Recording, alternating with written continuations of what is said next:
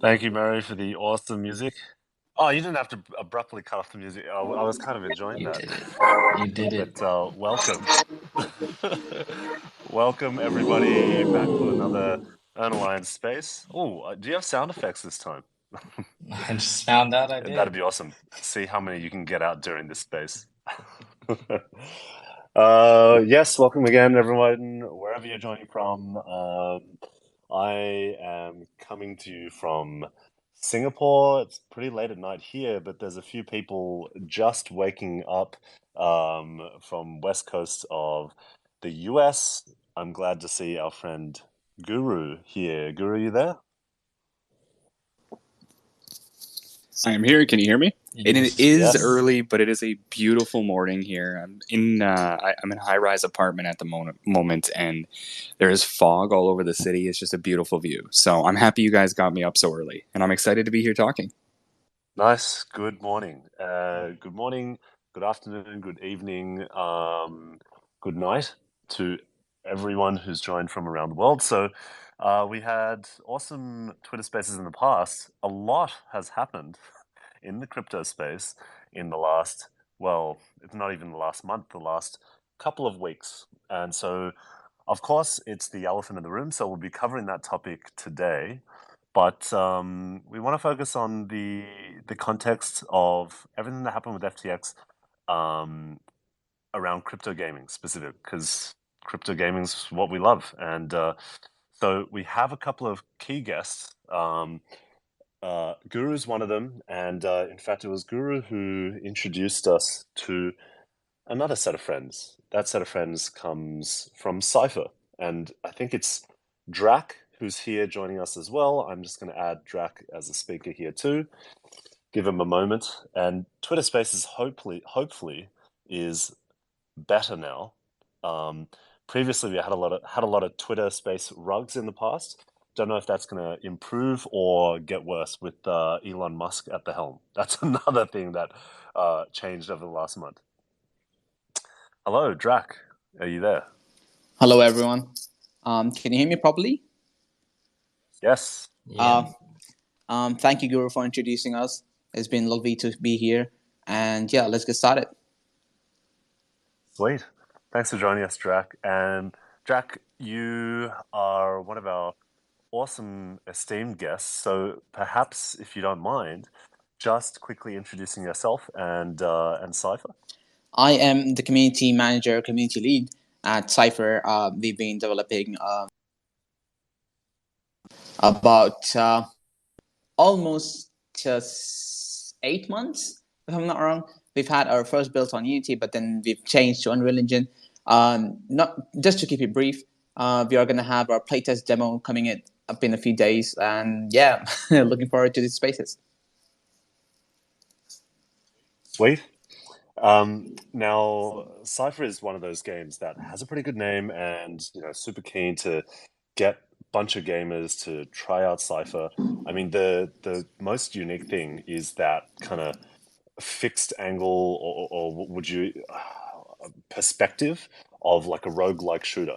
That's how I would describe it. Is that kind of right? It is, yes. I'm not really sure if I want to say it as it's gonna be like Brawl Stars, but it kind of is in terms of how the gameplay would look like. But there is also PvE and PvP modes coming up in Cypher. There's a lot of things to talk about, but then I'm not really sure if I'm able to discuss the whole game mechanics here. But then again, the game is looking quite good, and it's been polishing for the last 2 months now. The community is just waiting for getting their hands on the playtest so that they can have access to it. The good news is, however, is that we are going to have the playtest in 3 phases. So the first phase is going to be our closed partners and KOLs and everything.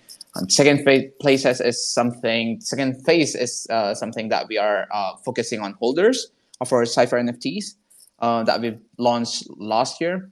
But then the third phase is something to be excited about, because it's pretty much gonna be available to everyone in a way, so that many people can join in the game and play this game. And the exciting thing about it is probably by Q2, if I'm not wrong, next year, we are gonna be looking at the game launching in mobile apps. So I think that is for probably the timeline as of now. But then yeah, looking forward to the game. Lots happening. Always good to see. No matter what, you've got a strong roadmap and continuously building. So, I mean, just as part of crypto, it's always worth bringing the community in as much as we can. So, thank you for also committing 500 Cypher to today's space. So, if you are on the space today, keep an ear out for the ways that you can earn the 500 Cypher. Now, we do also have a thread here for this space. So, in the bottom right of this space, on your phone right now, you can see a little bubble with a number of messages on that thread.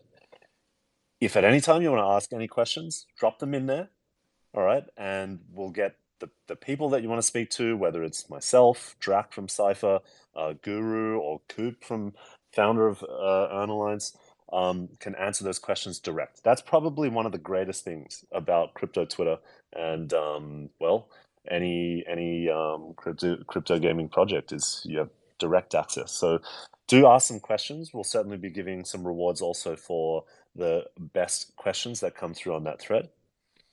But before I kick us off, Guru, would you like to give a quick intro to yourself?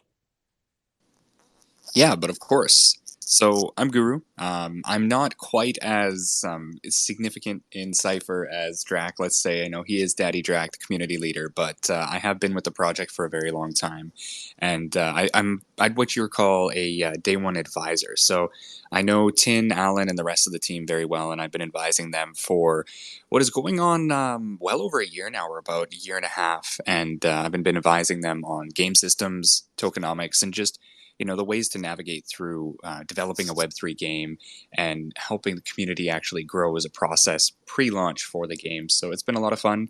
Besides that, anybody who does know me or knows me from before would know I also make content on Web3 gaming, and I'm a community leader who runs my own community and Web3 gaming guild, MTTM. And that's, of course, how I know you guys at earnalliance so well, because it's been quite a while now. I think we're slowly but surely getting to our anniversary here, and it has been a pleasure. I've been enjoying hanging out, chatting, and of course building in the Web3 gaming space with you, Jeff, as well as Coop. So thanks for having me, guys. I'm looking forward to talking about what we're going to be talking about today. I didn't know we were going to be focusing as much on FTX, but I think that's something I'm really interested in hearing a lot of people's opinions on, because there is mixed opinions on the topic and how it's had an impact on the space overall, as well as how it's had an impact on Web3 gaming. So I am really excited to hear what people have to say and also answer some questions. Yep, definitely some burning opinions and conversation to be had around FTX. I mean, it's just too big of a topic to ignore, and there is material impact, definitely to, well, the crypto space and, yeah, crypto gaming by extension. We also have Coop as a speaker. So if you haven't already met Coop, he's our founder and CEO of earnalliance. Coop, would you like to just give a quick intro to yourself? Yeah, I'll make it super quick. But yeah, no, super excited to be running these spaces. We are now, well, me and a few people are 2, 3 months in full time working on Earn Alliance. Got some amazing announcements, big fundraising, big launch, all this great stuff happening before the end of this year. So do stay tuned. As for me personally, I've been an engineer for 20 years, dabbled in product, and mostly came from the gaming industry. So I started modding games when I was really young, and then evolved into building, a few game companies. And yeah, it's just been a journey. So I worked on iPhone games to everything but PlayStation and Xbox, pretty much. But I come from MMOs and went, really hard into the shooter space and then casual gaming. So, but yeah, excited to chat about FTX and some thoughts on crypto gaming and how that connects. Very good. So there are speakers, but we'll also happy to have anybody else who I've spoken to or worked with in the past come on. The whole point of these spaces is to have kind of like a roundtable discussion. So looking forward to that part of it. Quickly, if you haven't met me before, my name's Rip or Jeff. I've had the pleasure of working with Guru, Coop, and recently meeting Drac and a number of Web3 games in this space. Yeah, I do have a bit of a growth background and engineering background as well, but my passion certainly in gaming.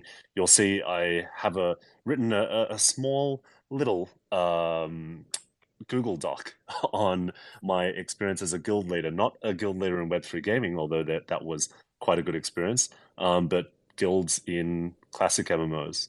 And so, yeah, there was no way I could keep my hands out of Web3 gaming. All right. So we have the roundtable FTS discussions up. I will just bring the attention back to the rewards for best questions. Drop your questions in the thread. It's in the bottom right of this Twitter space. And we also have an oath. This is kind of like a POAP or proof of attendance, which you are eligible for simply by being a part of this space. So I believe we'll be getting a tweet soon with a link where you can mint one of these oats simply by being a part of this space. Keep an eye out for that. We will put it up as soon as we can. Now, in the meantime, there are a couple of updates that I would like to run through with all of you around earnalliance. There's the badges that we introduced to you guys last time, and we've been doing a lot of planning around what we're going to be releasing in the next month. So starting in a couple of weeks, probably at the end of the month / December, leading up to Christmas time, we have an awesome Christmas campaign where we're going to be partnering up with a whole bunch of different Web3 games. We're going to be releasing a couple of badges of our own. So this will be the first time where you'll be able to get an Earn Alliance specific badge. And you'll also be able to pick up around Christmas time a bunch of Christmas badges related to our Web3 gaming partners. I won't reveal who they are just yet, but yeah, we might drop a few hints over the next couple of weeks. So, Coop, did this last time, a very quick Q&A. Let's make it really short because there's only a couple of things to update people on. So last time we talked about badges and how they're going to help gamers find their community, find the games that they love, especially in Web3. Now, we have also been talking about the Ally badge and the Discord badge. Could you give us a quick rundown of those? I'm just going to pull up the tweets relevant to those. Yeah, sure. Yeah, there's a lot to be excited about, and I know it sounds just like fluff because you guys can't really see it yet, but it's really near the, around the corner. And for badges, again, this is going to give you access to the Earn Alliance website. And there's probably two main things that I missed.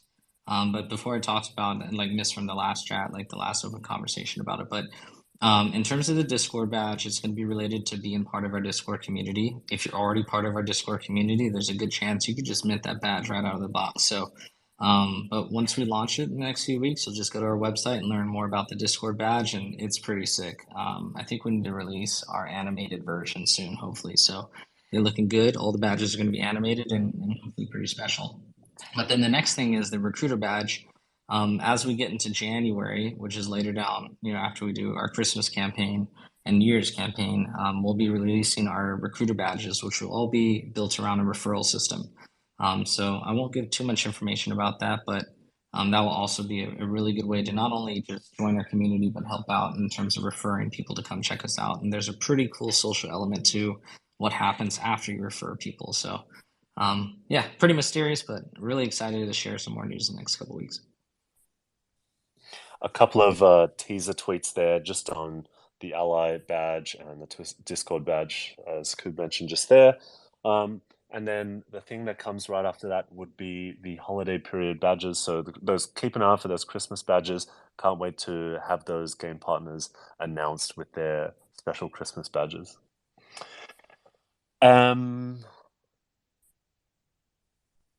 Do we have any questions? Now's probably a good time to just check. If not, then we'll keep moving along.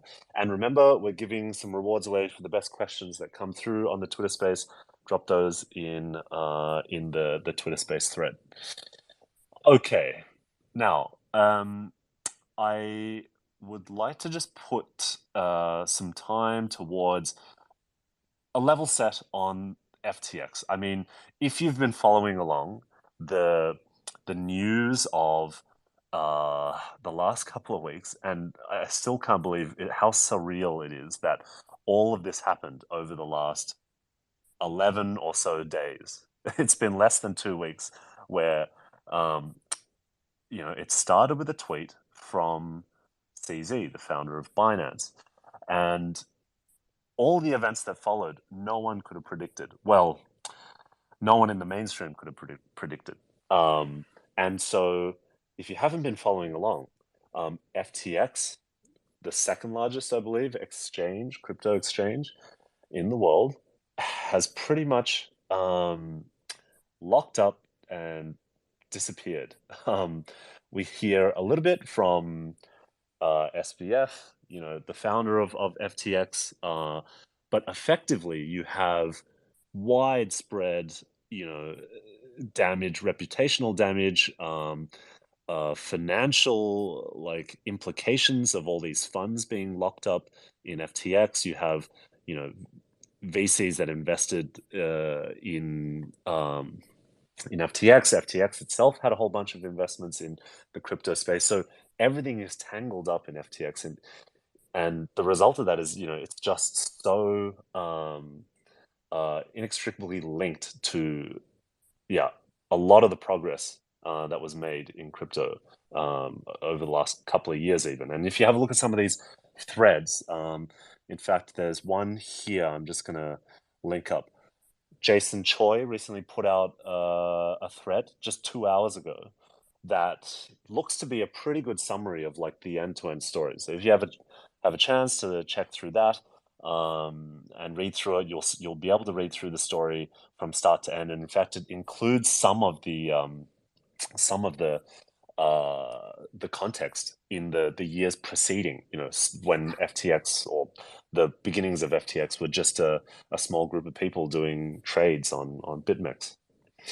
Now, that's the level set. Now, many people were affected, myself included. There were probably way too many to count tweets in the last week or so, with just people outlaying, the things that they had, they were holding in FTX. Um, and the most relevant ones, I would say, for today's discussion would be around crypto gaming. So, Solana's a huge ecosystem. You have a whole bunch of games being developed on, say, Polygon as well, which is also somewhat linked to FTX. I mean, two large entities like FTX and Polygon, there was just, yeah, no way that they weren't going to be related. Um, and so many people started wondering, how many of these crypto games were going to be affected. I think one of the big ones that a lot of people know about was Star Atlas. And I might bring up a tweet around Star Atlas. But just as I'm going through this background here, any of the other speakers, what's your take over the last 11 days? To me, it's just been pure chaos. Maybe I'll jump in here. Oh wait, go ahead, Drac. I want to hear your point of view. Man, I had a chance to counter your points, or basically, take off your points. But then, for the last 11 days, FTX, imagine, it's like you said, it's surreal. How an exchange came up for about 4 years now, almost 4 years, I think, and then came to second position, and then died down in within a span of less than 2 weeks. So is it something that they've done? So it's quite simple, yeah. The question still holds, and I think I'm not able to find the answer for this.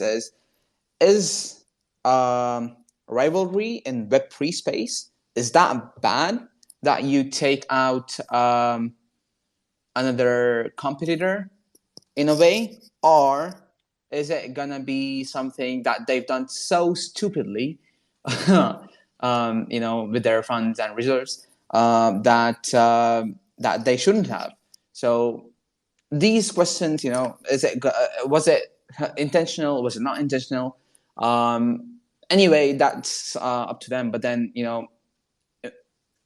if you look at it, just one exchange, because of that one exchange, we've dropped down to, I think, about 16% overall in crypto market, which is really, really bad.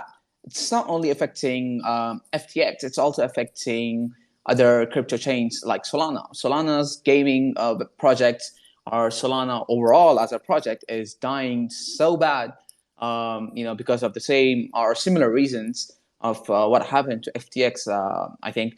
So all of these cryptos, chains, and overall, the market conditions coming down. It's like, is it gonna be something that we can come up with?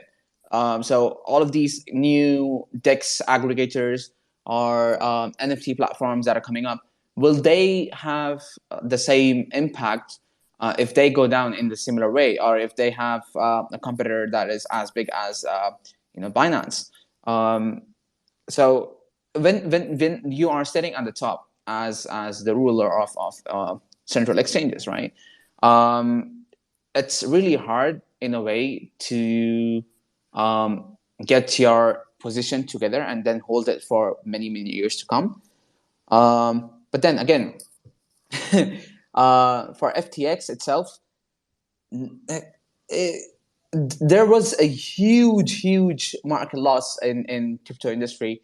I think about, I'm not really sure of the numbers, but then just one move in FTX exchange, or one hinge, or one hunch of their positions and everything, led to the demise of the second largest upcoming, or first largest central exchange in crypto industry, and dying down one of the biggest bear markets coming up in the next this cycle, I say. So I'm not particularly able to put it in simple words on how I feel about FTX, but then it's a simple question. It's like, if you have some knowledge about how central exchanges would work, if you have some talent and if you have some money and some funds, investors, and blah blah blah, can you or would you be able to come up with an exchange, be good at it, and then maybe vanish with it if that is your intent? Would that happen? Could that happen again in an industry like that? So yeah, want to hear other guests' opinions and perspectives on it, so that we can have a little more discussion on this. All right, let me jump in. Thanks for sharing your opinion here, Drac. I'm going to take a slightly different approach to this, because I think when it comes down to situations like FTX, things get sensational, especially on social media. So I like to play a little bit of devil's advocate here. I think a lot of people are looking at this as, a crypto doomsday in some regard. And I do see that. It has had a huge effect on a lot of our ecosystems, a lot of projects. My heart goes out to the Star Atlas team. They're a very big game that had long-term horizons that was affected, and there's plenty more outside of that. But I do still think that when we consider what happened and where it was, it was going to happen inevitably. And I think the fact that it came out and it happened the way that it did, it does help to almost make an example of the circumstance, and then help us globally as a group of enthusiasts who are supporting crypto and Web3 understand a little bit more about some of the issues that exist in crypto and what we may need to do to actually improve the space overall. Because I think one of the things that has happened with FTX specifically that is, highlighted an issue of crypto is how some of these centralized exchanges that are very, very devoid of, proper regulation are able to conduct themselves, and how that business can have a huge interlinked impact on the economy as a whole. If you look at the real world economy outside of crypto and you just think of fiat, it works in a very similar way. A lot of things are intertwined. So when you have something that is crashing, or really just like it's having a bad time, and it may end up coming to the end of its life, and it's connected to a lot of other economic ties in other countries, and other really strong verticals that have a big impact on the world, this kind of thing happens, right? But when you look at it in regards to crypto is it's still a very new market. It's a very new economy. So things like this have been able to develop through the unregulated chains or verticals of crypto, and they get so heavily intertwined, especially through some of these centralized entities that don't have regulation, and they can have a very big impact on the future of crypto. And I think that this is something that I'm not, trying to virtue signal for regulation, but I am trying to bring some eyes and bring some optics to the fact that we do have quite a few issues that we got to figure out before we can even consider crypto in a state where it can be widely adopted. So I do think it's really bad, but I also think, FTX was something that was operating, especially with its collaboration with Alameda, in such a way that could have had an even worse impact on the space. So I am happy that it came to light, and, we are starting to go through the motions. Yes, the first week afterwards is just absolute doomsday. It's contagion. And for anybody out there who is feeling quite heavily impacted by it, I highly recommend you guys, limit your exposure to news and social media in this regard. Make dedicated times to kind of update yourself on it. Find good news sources that don't just pump sensational news. Because when things like this happen, like it or not, for reporters and news sources, this is money for them. And they're going to make money off of your emotions, triggering you to want to just go down rabbit holes of, reading into the corrupted past of FTX, etc. So I would just say, from the other side of it, that's not so, hey, this is, ruining the space. I would say be smart, be realistic about your exposure to it, and understand that this is just one of the steps necessary for us to continue moving forward to get crypto to a state where it can be widely adopted. Now, that being said, though, I do think that, as far as the actual issues of FTX and, what it had on the space, I think some people are expecting it to be a lot worse than it currently is. But at the same time, I have been told that a lot of the the financial leverage, the financial power that FTX had in the space was quite quasi. Quasi is seemingly not actually, because they were doing a lot of, circle deals where they were taking the lending power of FTX, putting it into Alameda, and then putting it into companies to then make a circle fund to be able to actually get people to invest back into FTX, etc. And there was a lot of money that was kind of inflating numerically in its own pocket that may not have had a significant impact on a lot of other ecosystems. So I will say, as much as this is a really big thing, one of the top 3 exchanges in the world, I think that after 3AC, after Celsius, after everything that's already happened, I do think that we're just slowly shaking things out as you do in a bear market. And once this does all finally come to close and we can very quickly start, or not quickly, but steadily start making our way back up the chain, I'm looking forward to it. And I think that there is a future definitely for us to look forward to. We saw it even just before the FTX fallout came. The crypto market was slowly bringing itself back up, and it almost felt like we were getting some bullish tendencies again. And then this happens, and something else may happen again, but we're just working through the motions. So I do think that it's an unfortunate thing that happened, but I'm also on the side of I'm happy it happened now. Make it happen in the middle of the bear market, shake some of these really shady organizations, shady ties, shady operations out, and learn from it. I hope that we learn from it going forward, and that people are a lot more conscious of the connections between exchanges, especially centralized exchanges, and really big financial entities that are going out and investing in the space in an aggressive manner, and understand that there's a little bit more risk and consideration that needs to be taken before you do something like, take funding or get involved with an entity like FTX and start promoting it or start running business under its operation. Thanks, Guru. Yeah, quite a good insight there. Coop, did you have anything to add to that? I just don't know how many questions you got tonight. I don't know how much more I want to add, but I have a lot to say. I think my perspective, I'll try to keep this quick, but my perspective is more on the entrepreneur, startup, VC, probably side of things. Mm. And we've been raising at earnalliance for some time, and finally closed everything recently, so we have a pretty good idea from the tens of VCs. I'm going to be reporting a report of 94 VCs that I've spoken to in the last about 4 months, and like just what's happening in the space. So for one is that for let's just connect to the gaming. The all the stuff that's happening, every big issue that occurs in crypto affects has a ripple effect. And unfortunately, we've been pounded at the door with different things like for 9 months straight in the gaming industry, probably starting with the Axie Infinity hack in March. And those 3 hits, like this being the third one, is pretty much bleeding the people who spent a lot of money trying to, create a product in the gaming industry, which it costs a lot. Like if you look at Singularity 6, which is a Web 2 game, it's an MMO I've been following for like 6, 7 years. They've raised over like $65 million to build a product that's not out yet. I'm super stoked, not talking shit, but I'm just saying $65 million to build an MMO. So those are people from the traditional game industry, and we're expecting these games that we put a bunch of money into to, build some quick and good, and they're running out of money. Right now, you can't raise, and you're not going to raise with what just happened right now. It's really, really difficult for everybody, and I would say probably 80% of my circle has been affected by this in terms of a negative way. Minimum 5% damage for whatever was in their bank.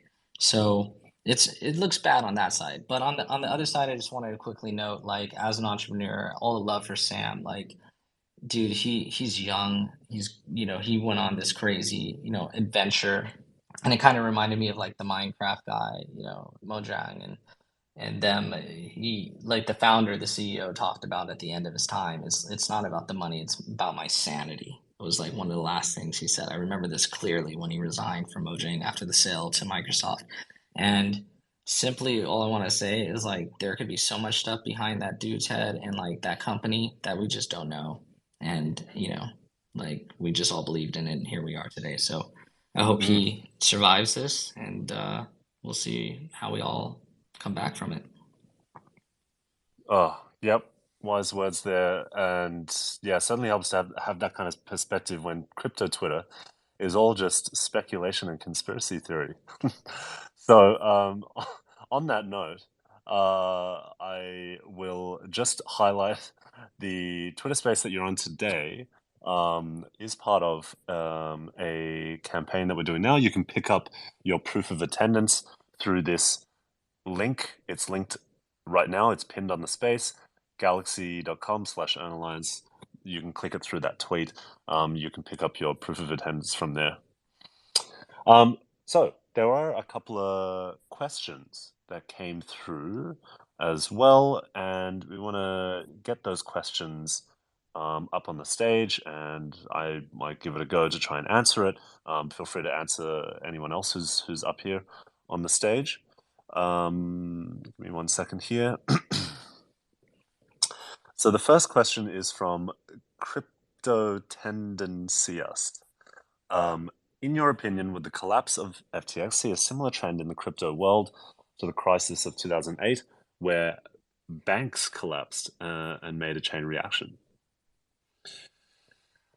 I'm not going to draw comparisons between, say, like 2008 financial crisis, but I will say that there there are a lot of people impacted by this, right? I wouldn't say, right, there would be bank collapses as a result of FTX, but certainly a lot of the large crypto gaming projects that we know. Star Atlas is that one example that would keep coming back up. Very transparent about the fact that half of their treasury was being held in FTX, and now that's stuck and inaccessible and not usable to build all the things that they wanted to build. So yeah, there is certainly a material impact there. Anyone else want to try and answer that one? There are 3 questions I wanted to highlight. Go ahead, Guru. Yeah, let me jump in, and I can see where the optics come from that question because people look at exchanges like banks, right? So I think it's actually a really good thing to bring up and mention that they are different. They are definitely different, and it might also be a good idea to even clarify a little bit on the difference between what FTX was in comparison to some others. Like FTX was a centralized exchange, which is really important to know. So the centralized exchange means that they run their operations through centralized means, which means they have jurisdiction and governance over the usage. Everything is primarily custodian. It's very hands-off in regards to the way that people interact with the exchange, and that is one of the things that for the longest time, the centralization has offered a little bit of security through maybe insurance, governance, whatever or jurisdiction it exists in.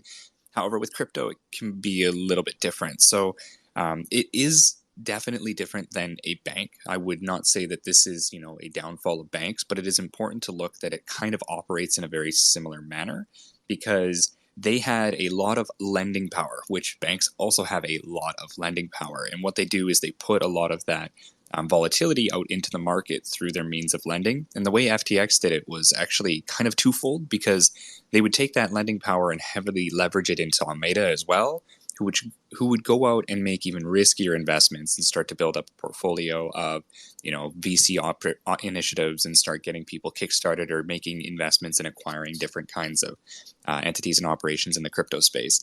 Now, I think to look at it in that regard, the one thing that's kind of missing here is the fact, obviously, that there is significantly less regulation and legislation sitting around it. So that's one of the reasons why I wanted to make the distinction. Yes, it does operate in such a way like a bank does through its lending power and through the fact that it does hold a lot of customer funds. But the legislation is not there in the same regard. So really, if you were impacted by this, the only way that we can look at people trying to even pursue it and get some sort of closure, financial recuperation, is through just taking it to court.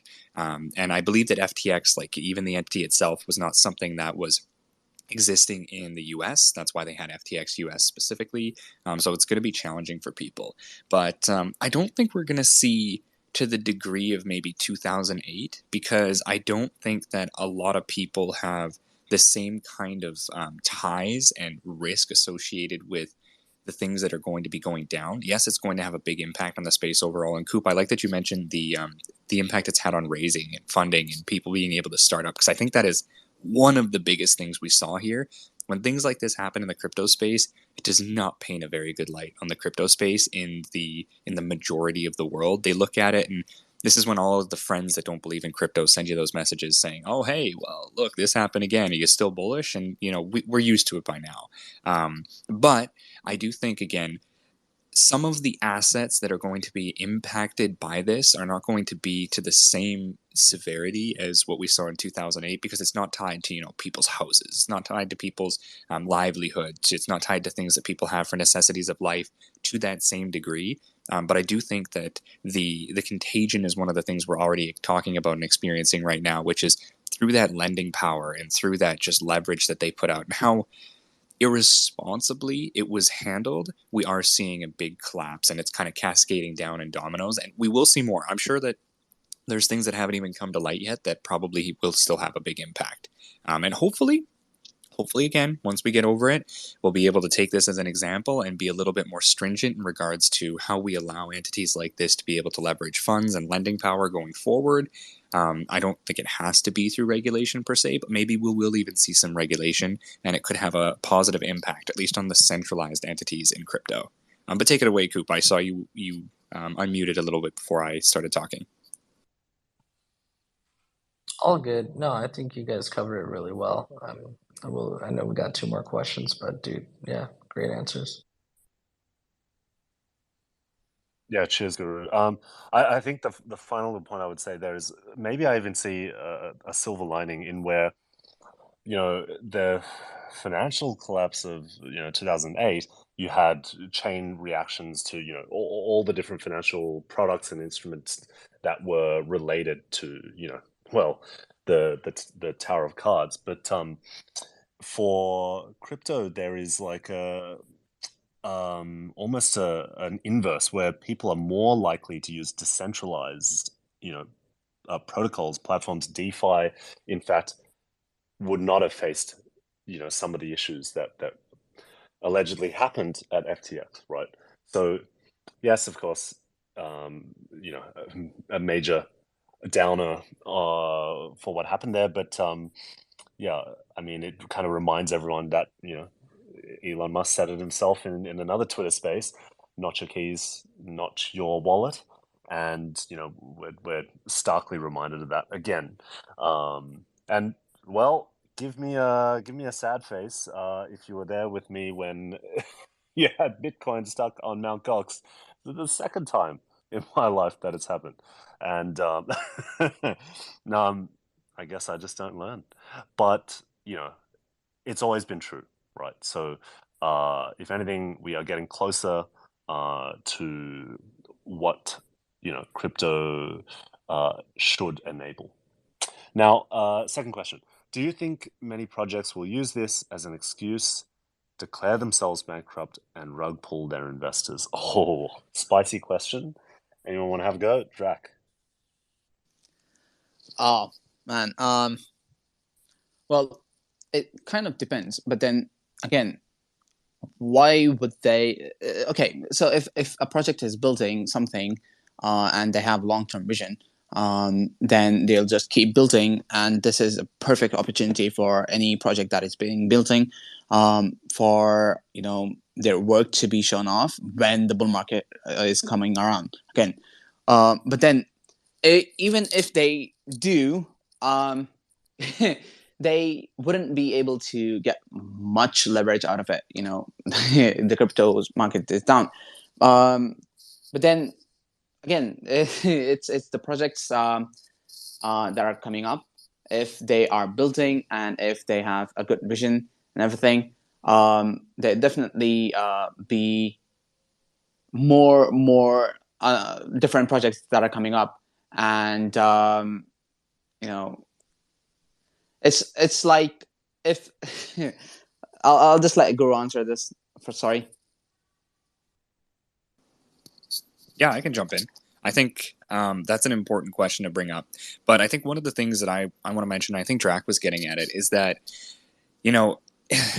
if not this, it was something else. Like excuses just are everywhere. If a project wants to use that as an excuse and wants to be able to, put that out as something to try and cover their tracks, like it's just a band-aid. They're pulling it off. Like it's almost better than them slowly rugging something out. And I hate to be on this side and say this, but like, let's just be honest. It's bad actors are going to act bad no matter what it is. So if it's something like this where this becomes a catalyst for them to bring out that news and finally give you the closure you need, I'm in favor of it. Give us the closure, give the individuals the closure, and let them move on. That's all there is to it. I don't even think there's really anything bad to say about them finally using this as an excuse. It sucks. It's really immoral. It's a scumbag thing to do. But if it wasn't this, it'd be something else. So it's good to just pull the band-aid off. I don't think there's anything more negative than the rug being the plan in general. I think the one thing to look at rather than just will projects use this as an excuse to rug, and that is more important is, will this bring a demoralizing tone to projects that are not rugs but are on their last legs to finally throw in the towel? That's where I'm a little bit more concerned, is how does this potentially have an impact on some of the struggling or some of the growing projects that would make it and want to make it, but finally see this as the straw that broke the camel's back and decide to give up. And that's kind of where I'm a little bit more sad. And I hope that doesn't happen too much. I'm sure it is, but I hope that if it does end up happening, it's an entrepreneurial journey. I hope that those people, both the investors and the supporters, as well as the team who's developing it, can bounce back stronger and maybe have another more successful venture come out later on at a better time in the market. But yeah, that's my take on it. I think it's pretty simple. There's not a whole lot to look at. Just pull the band-aid off, get over with it. If it's a rug, then it's a rug. I'd rather it be fast than slow.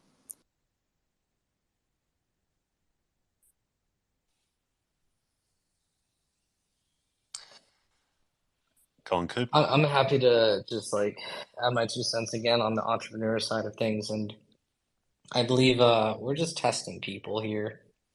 Like there are people, it kind of touches with Jack, and like, are we building things to build, or are we like imagining getting our token to get worth millions of dollars so that the teams behind them can like exit out and make money, right? Like true colors will, I mean, sounds like a thing, but it's just true colors will show, and it all comes down to the people behind it, and people who actually want to build are going to be tested on like, did they have the right people that warned them of what was happening in the last 9 months, and did they have enough to like survive for the upcoming challenges to actually pivot or build something actually meaningful? Or are we, are you gonna actually like figure it out, right? Like, or are you gonna give up? So it's more than just rug pulls. There's just so much emotion that goes behind all this stuff, and we're gonna hopefully learn about what people do. It's gonna be, I mean, it might be exciting. Some really cool shit could come out of this. So we'll see what happens. Hey, I completely agree with all of you. Let me give a little bit about my perspective on things. This whole situation that happened, obviously, yes, it's horrible. Everybody feels for all of the individuals as well as companies and upcoming projects that were affected by this. But us speakers up here, if we haven't done it or started to do it already, from now on and even before, like, it is honestly our responsibility to preach this to our members and to the communities. Like, we're the speakers up here. We are literally the ones who are leading this industry. People in our discords, everyone following us on Twitter, they look on there and they look up to us for advice. They ask us, hey, is it okay to do this? Should I buy this? Should I sell that? I don't ever tell somebody to buy or sell. That's like a line that I draw, because it's too easy for things to go wrong and for you to just start catching blame. I tell people what I do. I don't say when I sell. I say, I like this. This is what you do. But one thing that we all must do from now on is educating the community, showing people what could potentially happen if you are not on top of your money. Not your keys, not your crypto. If you don't know that phrase, then, oh man, you better start Googling something right away. But education is such a huge part of it. And it's honestly our responsibility as founders, as people who are looked up to in this industry, to really help the new members and help people get accustomed to the industry. That's the only thing that's going to spur mass adoption. We could spend billions on marketing, but it's not going to matter if people are still scared and they don't know what to do. Very good, Matt. Is that Mr. 10X here? Yeah, that's me. I mean, if you guys see the mech Welcome. logo, it's most likely me back here. Nice. Welcome to the show. And yeah, I mean, absolutely.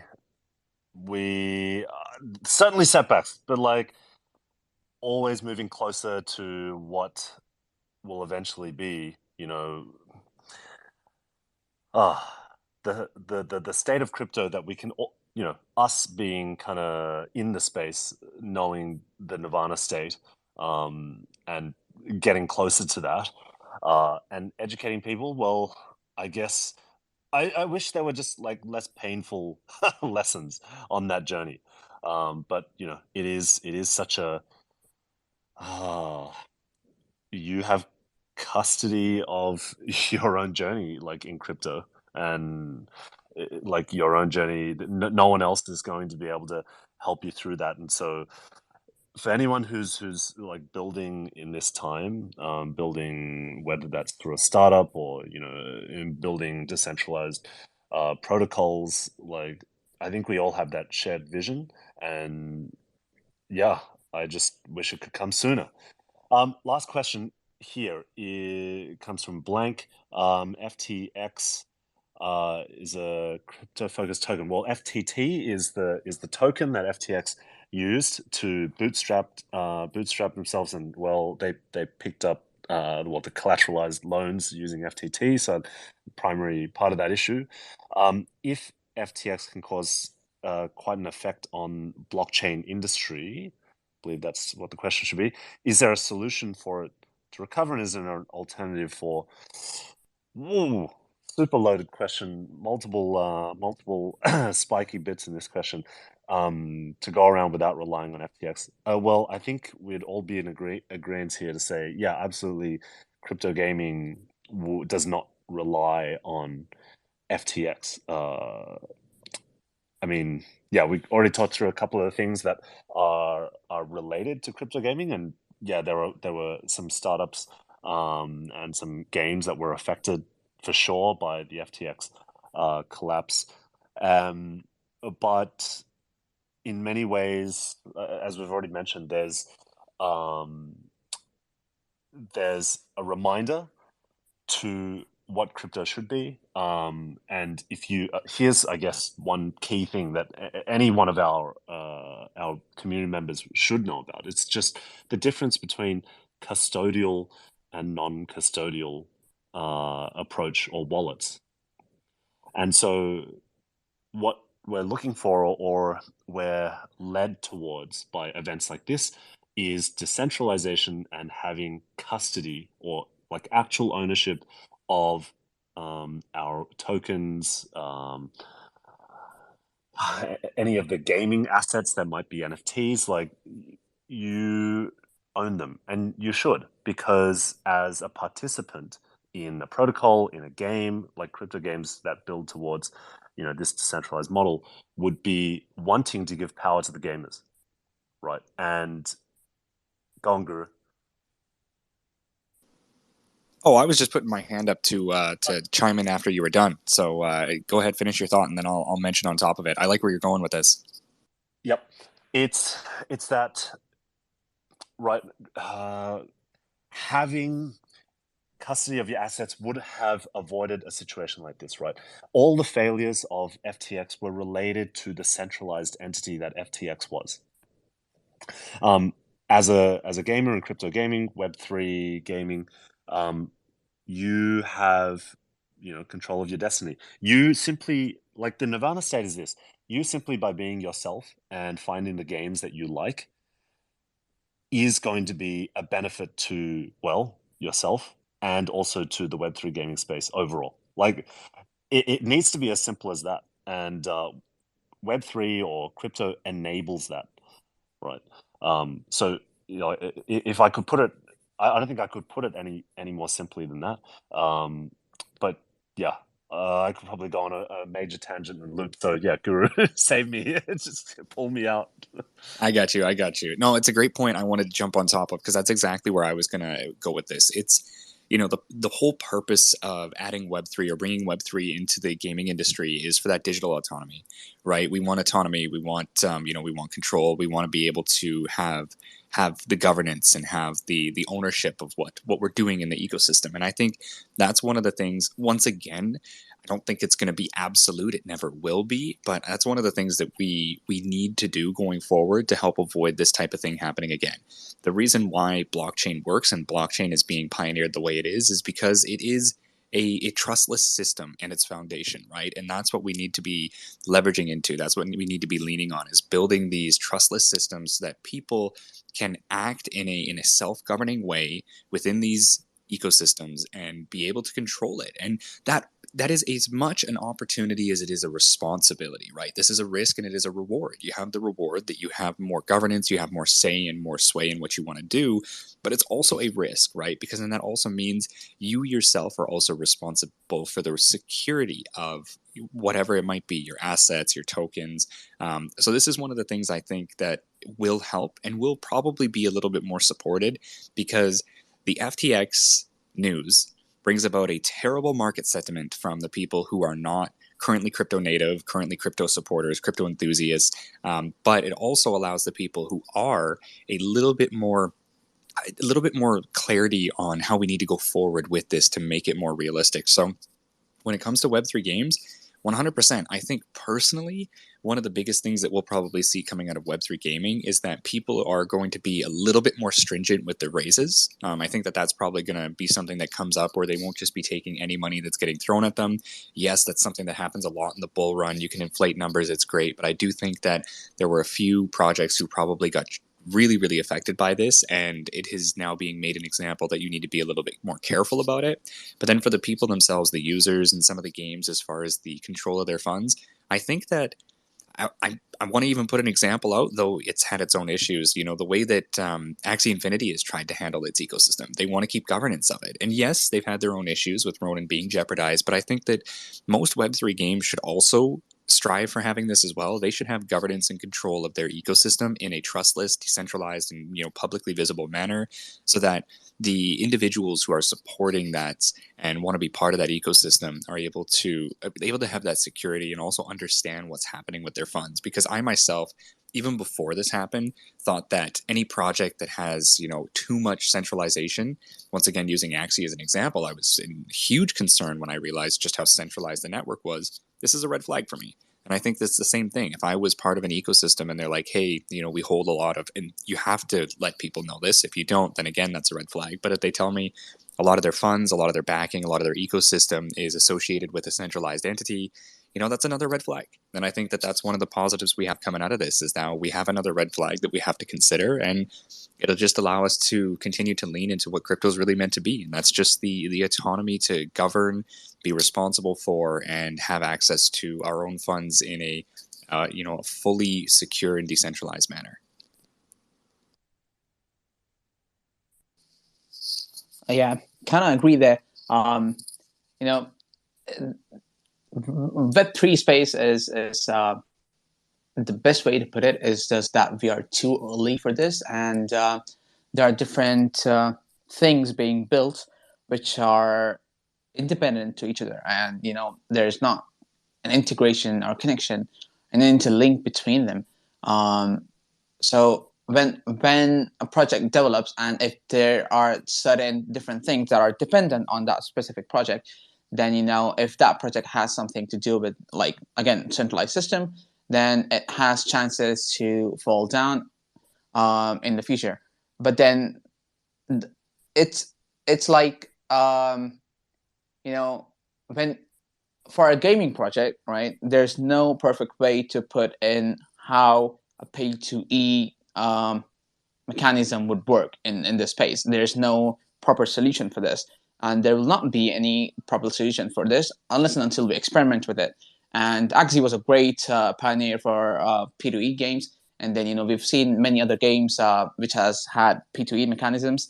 So it's like, even if there is a set pattern or mechanism, a strategy that works for a specific project, in the future, it is bound to change with respect to other projects or with respect to its surroundings, because how the crypto market or blockchain or Web3 space acts overall. So, the only way to protect yourself, again, is to have your tokens, as we all say, is to own what you have and be able to protect it on yourselves, because it's not advisable to keep your funds at any any central exchanges, because they could be they are bound with regulations. Yeah, they are bound with government regulations. They are bound with many different things. So if you have it, there is a reason why the people who bought Bitcoin at 2013 stored it in their wallet addresses. They stored it in their USB drives, are becoming millionaires now because they've stored it and they've had it, and they've maybe probably got it from their locker or attic somewhere. But then they've had it, and then they had the control over the funds, and no one was able to touch that. So that is what, in general sense, that is what a crypto or blockchain should be. And it is a perfect example of how you yourself and many users on blockchain can protect themselves. So if you or a normal person is practicing all of these safety procedures by themselves, then in the future they'll have a much better understanding on how the space can evolve and how they can leverage out of it. So yeah.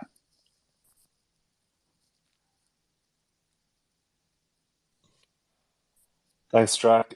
I thought I'd turn the sentiment around a little bit. There were a couple of lighthearted. Well, CT loves to have a little bit of fun, but we're all about gaming, so this sounds pretty relevant. Um, so SPF has a League of Legends account, and this was one of the tweets that got pretty popular over the last 5 days. Started playing League of Legends. So Elon Musk even responded to that thread. So yeah, I mean, yeah, are we living in a simulation? I think so. um, well, since we're coming up on time, it's already 1 hour in the space. Time just flies. One of the other questions I wanted to ask the roundtable was, well, what are some games that got you through, tough times, like got you through like childhood years? Can you name one or two games that just stick strongly in your memory? Obviously, it doesn't have to be a crypto game. I'm old enough to say the games that I played were certainly pre crypto. Um, I mean, I even felt old talking about Mount Gox, but did you have a game that you remember that yeah, got you through tough times or like formative years?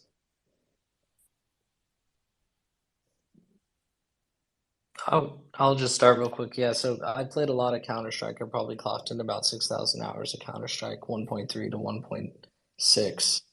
And it really introduced me to the internet and IRC when I was really young, and just the literally people and being competitive and having fun and making new relationships. So, I mean, just got me comfortable with the internet. So, I mean, in terms of the informative years. In terms of like recently, probably one of the biggest stresses I've had was selling the company last year. It was more of a stress, like trying to figure out how to, what are the next steps sell. Fortunately, we made it, but during that time, Factorio was like this beautiful thing that I would just like zone out in, and it was just so amazing. It was such a great simulation. But yeah, I would say those would be two interesting top twos to that one.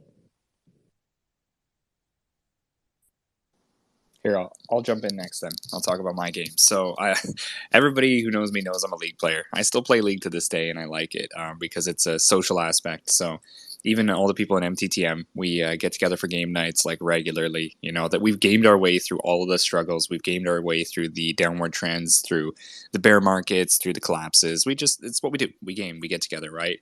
But I would say that the games that get me through the hard points are the games that I can get immersed in. And these are everything. You know, I've played so many games. I just can't give single out titles or like recognition to any individual ones too much. Like I know when I was younger, a lot of the things that I dealt with when I wanted to just release and get into an immersive game. You know, I played my Final Fantasies, played my Assassin's Creeds, like single player games that just throw me into really immersive experience. But at the same time, I think it is important not to fully disconnect. So I think social games are really big. Coop, I love that you mentioned CS because I think CS was actually a big one that got me into the internet too, right? Especially I think that Counter-Strike was one of the first things that really opened my eyes to the difference between playing shooting games in a console and playing shooting games in a computer. It's a completely different world. You're like, okay, well, this is cool. They give us the tools and we get to have some fun with it, right? Like community-built maps, the whole idea of surfing, like that was just a blast. But I think nowadays, what we've been playing a lot of, thankfully I still have my esports team. They compete in a couple of different games. We've been obviously still playing Axie. The season just ended. That was stressful in and of its right. But now we're probably going to just wind down. I myself, I recently watched the amazing, if you haven't yet, I highly recommend, Cyberpunk Edgerunners anime, which was phenomenal. Such a great anime. If you haven't watched it yet, highly recommend. Great anime. You can catch it on Netflix. And I've never actually played the Cyberpunk 2077 game, though I'm a CD Projekt Red fan. So how I'm going to deal with it, I'm going to jump into Cyberpunk and I'm going to get lost for a little while. So I'll let you guys know how it goes, but I'm excited to go on this little journey and further satisfy that part of me that wants to get involved with the Cyberpunk universe. Oh, I do really envy that, being able to go and explore some games. Definitely gonna put some time towards that. In the lead up to Christmas. But yeah, just like the early CS days, well, whether it was playing at an internet cafe with some friends, or loading up TeamSpeak or um, Ventrilo, wow, showing my age now, or IRC could probably outdid us all, is just, yeah, that was the birth of the internet. And, Web3 gaming certainly has that capability to bring on that next wave. So, love being in this space. Drac, did you have a game that you wanted to mention before we wrap up? Oh yeah, I've played a hell lot of Gears of War 2 back in the day. It's the only game that I've had played for many many times, and I've completed every single achievement on Xbox 360 back in the day. I think I've got around 420 or 400 hours of gameplay on that CD. But then unfortunately, um, as Gears of War 3 launched, my Xbox blew up due to a short circuit at my home, so I wasn't able to play Gears of War 3. But then I got back into Gears of War 5, and I've been playing Gears of War 5 for about 80 hours now. So my the game that I've loved most is probably Gears of War, and Age of Empires is another game that I think is such an iconic game. They've had LAN parties back when Age of War did not. Age of Empires did not have WAN connections. So LAN parties on Age of Empires is something that I think if you've not done in your childhood or in your younger days, then you're missing out. Because So yeah, yes, 100%. I'm getting flashbacks already. I mean, yeah, I mean, League and all is really, really good. But then if you're playing in a room full of people who are participating in a single game, then, that feeling is something else. Yeah, so Age of Empires is probably the best game till date that I've played and still play the game. Love the game choices. Very diverse backgrounds here as well. I'll just finish with, yeah, Factorio there. I've always wanted to play that one, but for me it was like during the early COVID, right, 2020, Animal Crossing. It was just something therapeutic about doing something over and over and building up a farm. That's very soothing.